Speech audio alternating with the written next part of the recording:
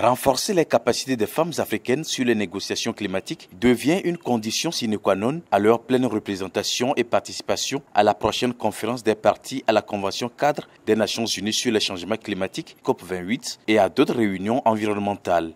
C'est ce à quoi s'attelle cet atelier ouvert ce lundi 24 avril 2023 à Lomé et ce pour 3 jours. Il s'agit entre autres pour les organisateurs de cette rencontre, notamment Women Environmental Programme au plan mondial, de corriger la connaissance insuffisante qu'ont généralement les femmes africaines des processus de négociation sur le changement climatique pour qu'elles aient des compétences adéquates à la matière. Bref, on voudrait davantage de femmes africaines à la table de négociation pour participer et négocier leurs revendications à partir d'une position plus informée. It's not just to go there, but how do we harness that knowledge from the rural communities to the national, like I said, to the sub-region and to the regional level and the global level, so that African women and girls are really empowered to be able to negotiate from whatever standpoint of view that you find them. That is why we're here, and that is why we brought from the 5 regions of Africa, at least in each of the regions we have brought in about 3 women from the different countries to be able to work, and the old and the young, so that together we will be able to form this strong network of how we can begin to address issues of gender and climate change.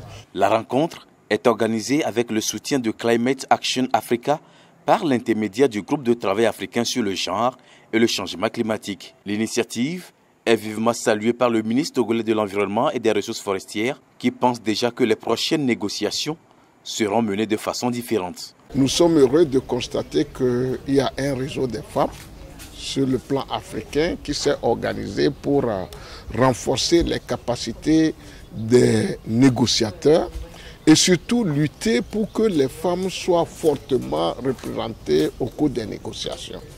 Vous-même, vous savez que lorsque la femme est à une négociation, la négociation prend une autre allure et les chances d'aboutir à un très bon résultat sont très très grandes. Donc nous avons voulu venir soutenir ces femmes-là parce qu'en réalité, en matière de la protection de l'environnement, il faut mettre l'accent sur la société civile. Pour leur engagement en faveur de la protection de l'environnement, plusieurs personnalités ont reçu des prix de reconnaissance de la part de Web Togo qui accueille l'événement. À noter que cet atelier fait partie du programme d'échange Sud-Sud du projet Climate Action Africa qui vise entre autres à renforcer les capacités des négociateurs Sud-Sud. Il est financé par le gouvernement du Canada et mis en œuvre par Alinea International. Gender, justice, climate change.